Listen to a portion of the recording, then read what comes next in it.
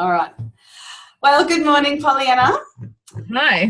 Welcome, everyone, to our Walking the Path episode this morning. Now, it's been quite an interesting morning already. Today, we're talking about dealing with resistance. And obviously, I've heard this discussion with Pollyanna twice now at our Leading Ladies events in the Sunshine Coast this month.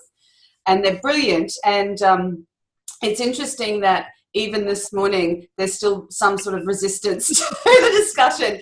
I was just saying to Pollyanna that my computer crashed 5 minutes before we were meant to go live, which was 20 minutes ago now. And I had to fully restart, and then we had problems with loading the live broadcast through the program that I use. So we're using Zoom today. So anyway, guess what I pulled out? Can you see that? Ooh. Yes, the best book ever. Daring Greatly. You know, I bought this book, God, I don't know, it was a couple of years ago now. It must have been about 2 years ago. And I think I've tried reading it twice, and I always get to probably about there. So that's chapter 3. Chapter 3. And then I put it down and I don't come back to it. But it's not it may be the book. This is so typical of me. I have all these books around that I've read a little bit of.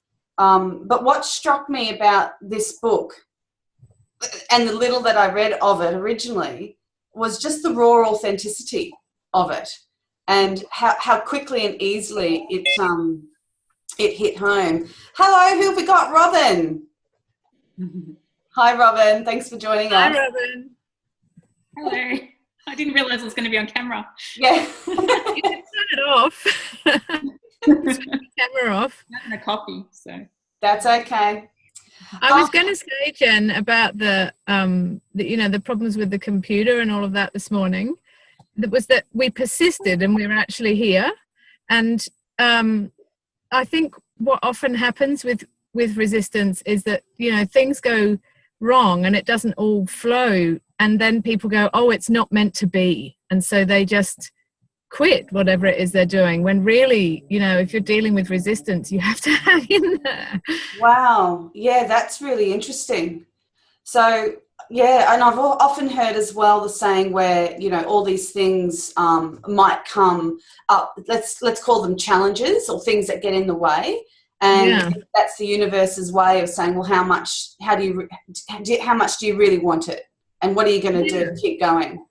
Well, and plus shit happens in life. You can't just go, oh, it's obviously telling me that this isn't meant to be. And, from my perspective, I don't believe in meant to be. I don't believe that for 1 second. If we are powerful creative beings, which we actually are, then we're creating as we go. We're creating the path. And if there's difficulties in the path, that's something to, look at. It's not as if there's some force out there going, no, Pollyanna and Jen shall not have this conversation.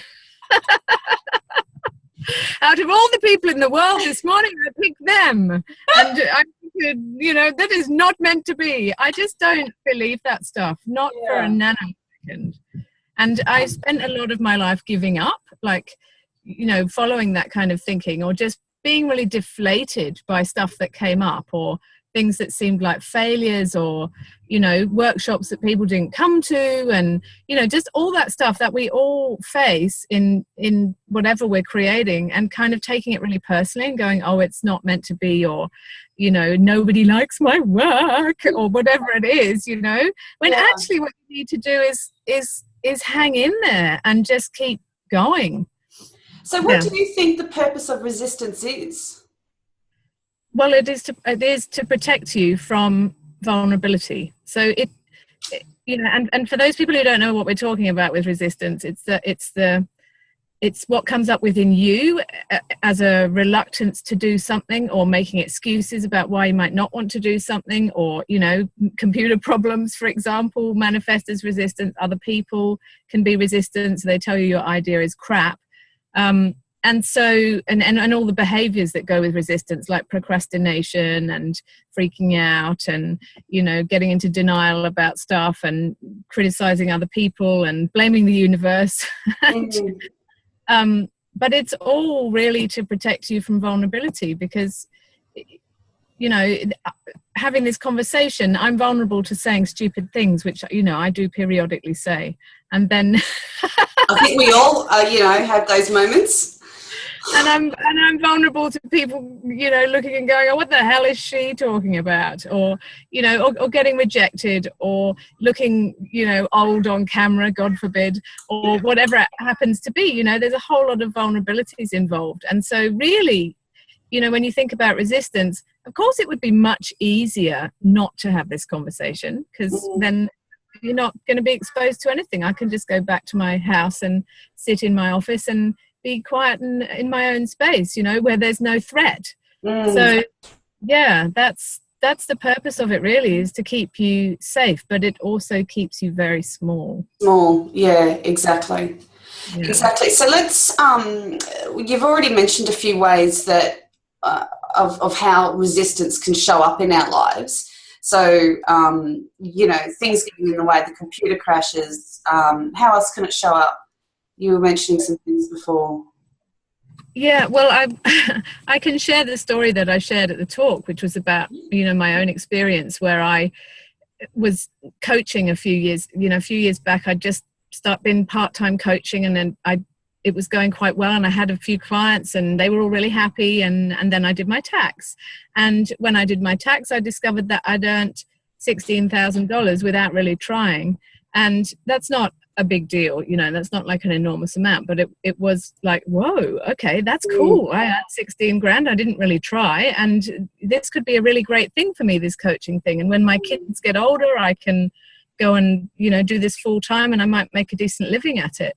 And then when I did my tax, something else kicked in, and then within 3 months, all my clients had quit. They all stopped coaching. They all had reasons why they stopped coaching, and I couldn't understand it. I couldn't figure out what was going on, why I suddenly went from having clients to having no clients. And just as a bit of background, my grandfather was a vicar in the Church of England, and I spent a bit of time in church, and I really absorbed that message that it's easier for a camel to pass through the eye of a needle than for a rich man to enter the kingdom of heaven. And I also had a mean, evil stepfather of the fairy tale kind, who was a big, tubby, ex-Marine boxer, horrid man. Who used to say things like, you know, you say that again and I'm going to throw you through that window, girly. And he was wealthy and successful. He was a captain of industry.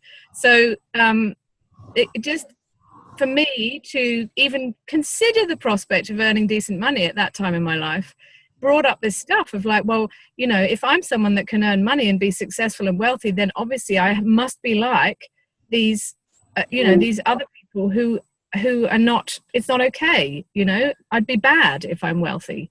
So, you know, and in hindsight, I could see that what my resistance looked like was things like being really kind of apologetic and on the back foot in my coaching sessions, and showing up a bit late to sessions, not much, but just 5 minutes, you know, just enough. And just kind of being really uncommitted to what I was doing and waiting for someone else to say, it's all right, Pollyanna, you know, as if someone was going to walk in and give me a ticket and say, it's okay. You know, even though it's bad for you to earn money, we're going to give you an exemption. So, yeah, obviously that was never going to happen.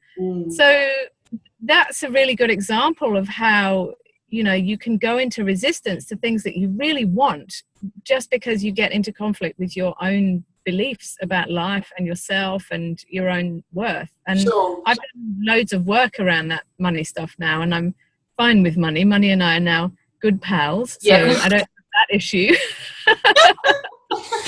So I was going to ask, you know, what sort of work did you do personally to change your money beliefs?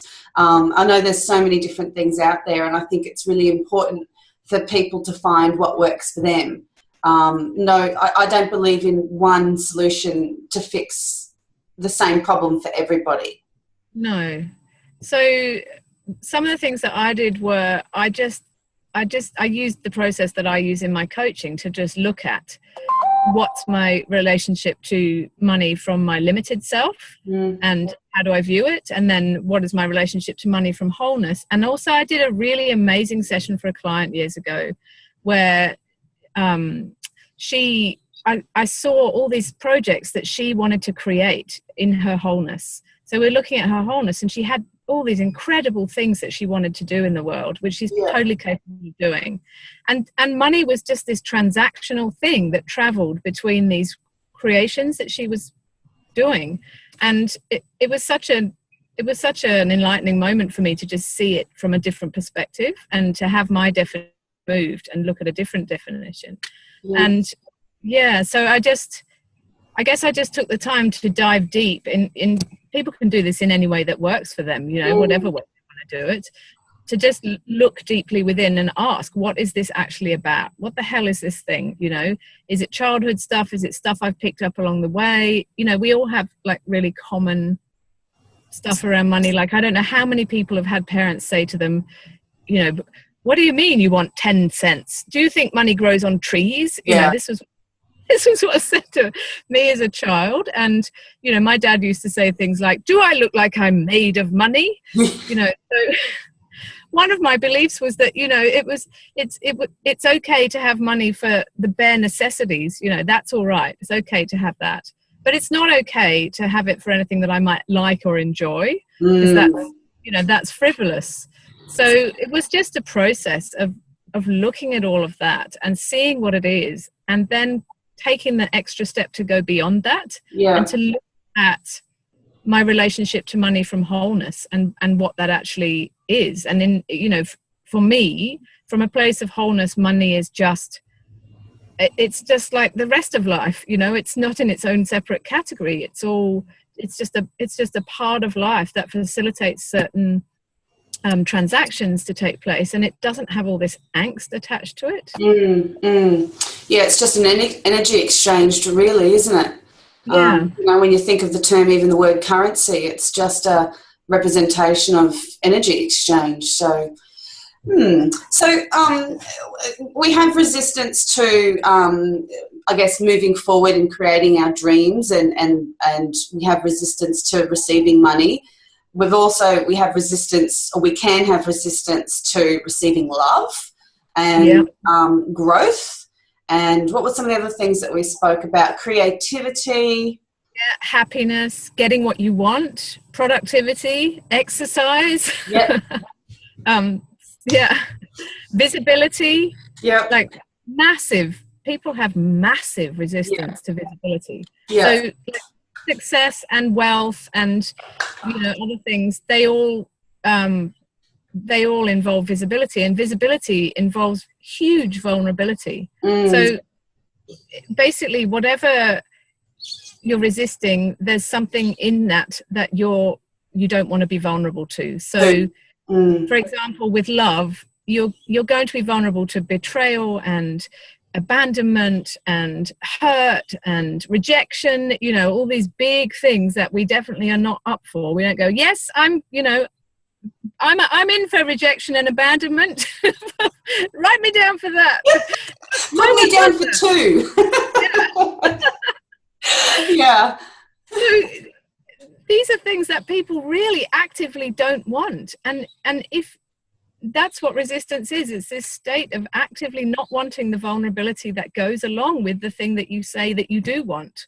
So, and in the case of visibility, you're vulnerable to all kinds of things, including criticism and being cut down and, being made a fool of and being made wrong. There's so many things that you are vulnerable to with visibility. And if you really, really want to be out in the world doing your thing and sharing your gifts and, doing your business or changing the world or whatever it is, then you have to actually front up to those vulnerabilities. Yeah. Easier said than done, I guess, isn't it? But like anything, it's all a process, isn't it? It's a journey. And I guess half the battle is knowing what the hell's going on.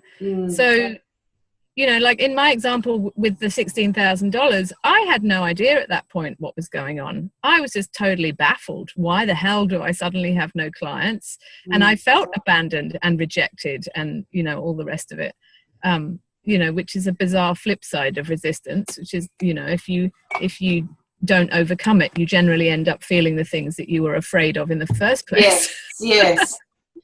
Catch 22. Yeah.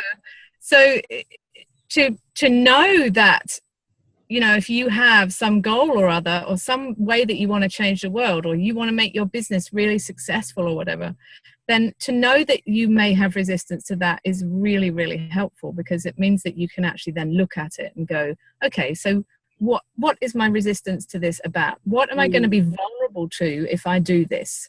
And, you know, you can then explore within you what you would be vulnerable to. And even if it's really stupid things, which is that decluttering process that I talked about during the resistance talks, where you take the goal that you want to look at and you write down all the reasons why you might not want that.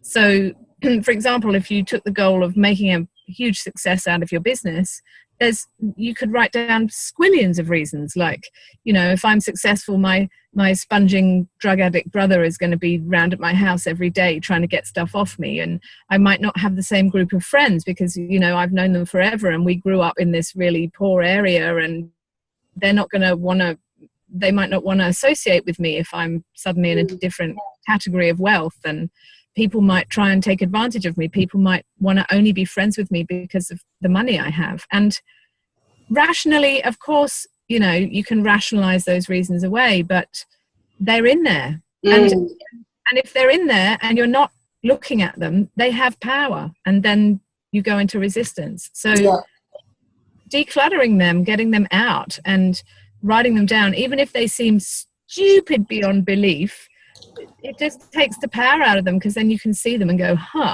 well, you know, that would have created a massive amount of resistance for me if I didn't know what was going on inside me. Sure. So that recognizing what your resistance is about is the first step, really. Or is it recognizing that you have resistance? I guess the first step is recognizing that you may go into resistance. Right. You know, expecting it almost, you know, kind of going, well, I've got this big dream, you know, it could be I want to meet someone amazing, I want to run this cool business, I want to change the world in this way, you know, I want to have children, whatever it is. You know, I'm probably going to run into some kind of resistance because it's going to make me vulnerable to X, Y, and Z. So right now I'm going to write down what it'll make me vulnerable to and all the reasons why I might not want it. And there, you know, right in front of you on a bit of paper, you have enormous power to keep going beyond the resistance. So that if it does come up, you can just go, okay, well, you know, I knew this was going to happen. I knew I was going to have trouble with this phone call. And that's okay. I'm okay with that, because in all of who I am, I know that this end result that I'm going for is what I really want, and I'm just going to keep going with it. And let's talk about this place of wholeness that you talk about. And I'm assuming that that's just that place within us where we know that we are whole and complete and we aren't separate from anything else. Is that right? Yes, that is exactly right. But it's not a mental concept. So we can all think that thought that you just said, you know, I'm whole and complete and I'm connected to everything, but you don't necessarily feel it. So for me, what wholeness is the place that you access within yourself, within your own body, where you can feel your own wholeness. And when I do sessions for people, you know, they stand in that place of wholeness and I step in there with them and I feel people's wholeness. And it's really different for everybody. Like, no one is the same. There's so many qualities that are in wholeness, and each person has a unique blend of those. But when you step into that place of wholeness and you really embody that and you feel it in your body, you can often actually express what those things are. So for me, it's easy to step in. So all you need to do is like put a circle around yourself and and breathe deeply into that space of wholeness that you've defined as this circle, and allow yourself to expand and feel your feet on the ground, and breathe that in, and you just start noticing, what are the qualities of my wholeness? And for me, I always feel really grounded. My voice drops. My voice is always deeper if I'm stepping into the space of wholeness. Interesting. Yeah. And I feel rooted to the earth, and I feel bold and funny and powerful and, all sorts of things. And that place of wholeness is actually who you really are. So everything outside of that is just preoccupations that were, created by childhood wounding and stuff that's happened to you along the way, and, just things that we obsess over, But in wholeness, everything looks different. Life looks different. And from wholeness, you can see your limiting beliefs about yourself and feel compassion. And, so there's nothing in wholeness that is rejected. So the ego, the shadow, all of that, it's not rejected from wholeness. It's held as being all of who you are. Because any time that you're rejecting any part of yourself, you don't have access to wholeness. So it's a place within that you can actually feel. Yeah. And the more time you spend connecting to that and feeling that and accessing that sense of self, the more grounded decisions that you can make moving forward, and the more deeply compassionate you can be towards yourself. When you do, screw up or whatever. So if you do go into resistance and then not make the call, not do the thing that you were going to do, instead of, beating yourself liberally for days, you just go, okay. Yeah. Right. So that's what I did, and that's okay. Yeah. So that's really, is that something that you practice doing every day for yourself? Most days I do. Yeah. I can see how you've explained it there, and going into that space for yourself of wholeness, how powerful it would be to go in and feel that every day, to set you up for the rest of the day, to keep you grounded, to keep you centered, to keep you, I guess, looking at what's happening from a different perspective. Yeah, there's one piece before that's pretty important, though, which is to acknowledge what's going on. So, to acknowledge whatever limiting stuff you have going on before you step into wholeness, because it's really difficult to step into wholeness if you've got stuff going on inside.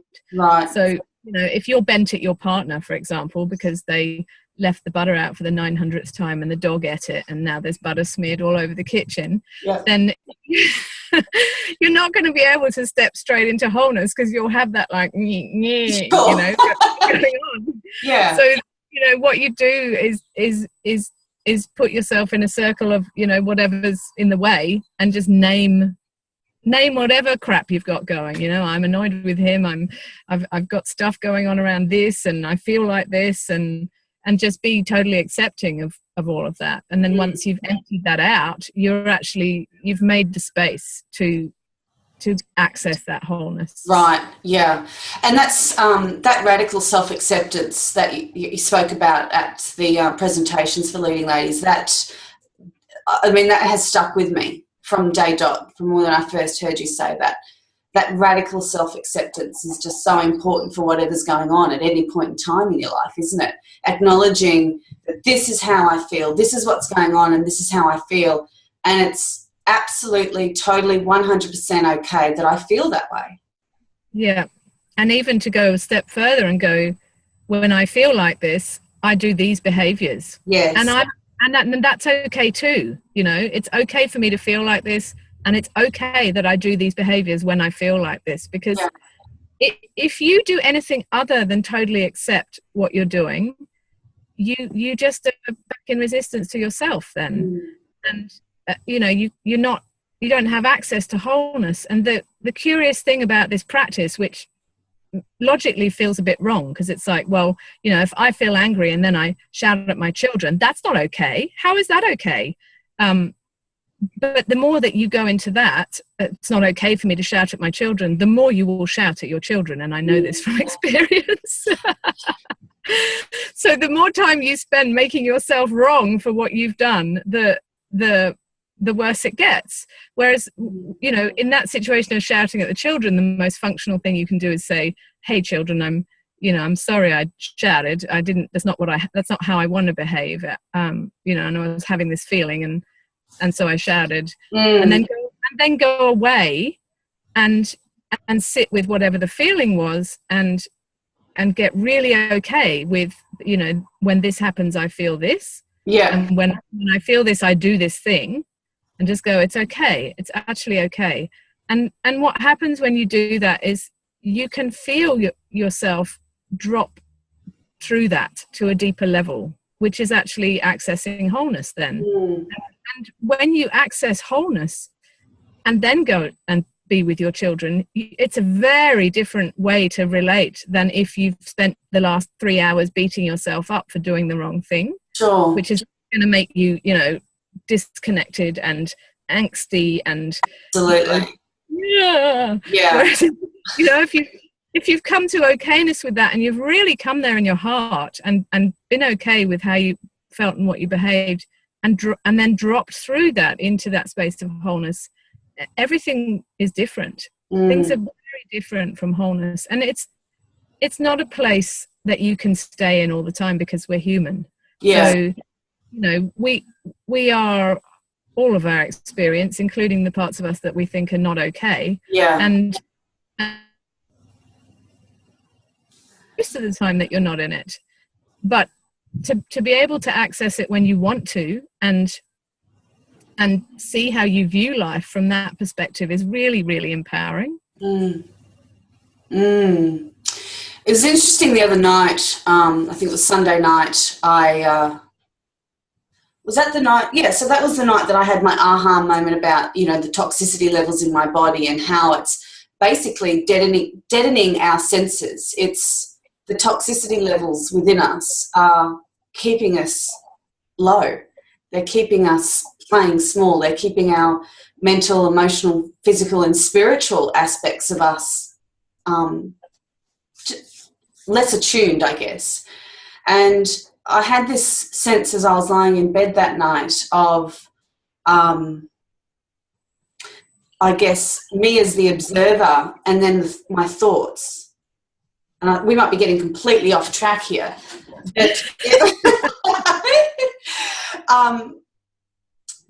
But it was just a really, really incredible sensation.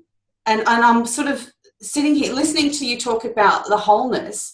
It reminds me of that because it felt like I was in this place where there was me as the observer and I wasn't my thoughts, but I recognized my thoughts for what they were. And I wasn't attached to them via emotion. Does that make any sense? Yeah. Yeah? Yeah, that sounds like a place of wholeness. Okay. Woohoo! Done it once, I can do it again.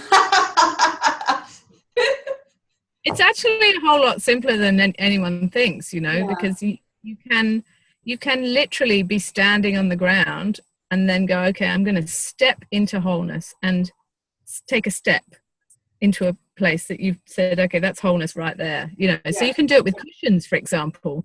You can stand on a cushion of your limited self and see how it feels there. And then you can stand on a cushion that you've defined as wholeness and breathe into that place of wholeness, and you will experience a difference. It's that easy. And then it's just a matter of believing in your wholeness. And that's the work that I do is working with women so that they can really access that place within and believe in it. Because once you believe in it, you have access to your full capacity as a human being. Well, I think Zoom is going to cut us off at some point because it only goes for 40 minutes. So if there's one final thing that you could say to our audience, what would it be today? About resistance? Yeah. Oh, that's a big question. Well, I guess it would be to be aware that anytime you're going for something, you will have some resistance, and to actually take the time to sit down and do that process of going, what is this making me vulnerable to, and what are the reasons I might not want this, so that you can then move beyond that.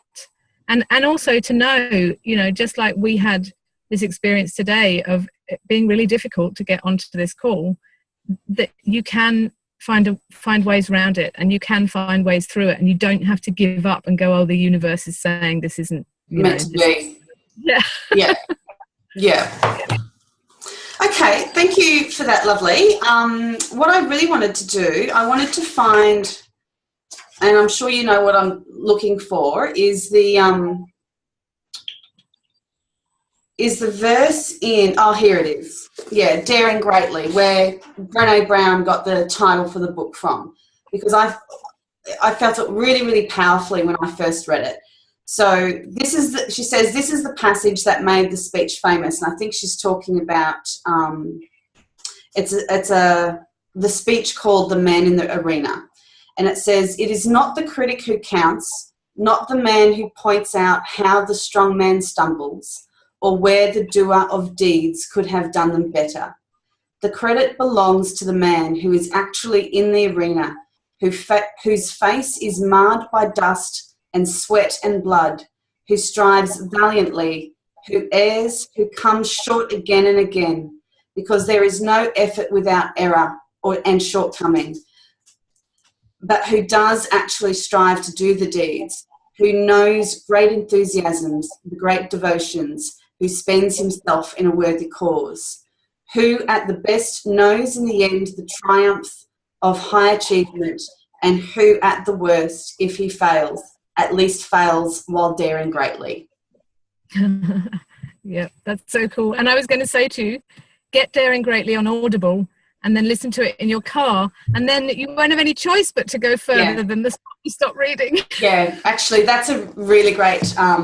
I've thought of that before, because my husband, he drives about 1,000 kilometres a week in his job, and he gets audiobooks to listen to because he's sick of listening to the radio. And I've often thought I should go down and see what the local library have got, you know.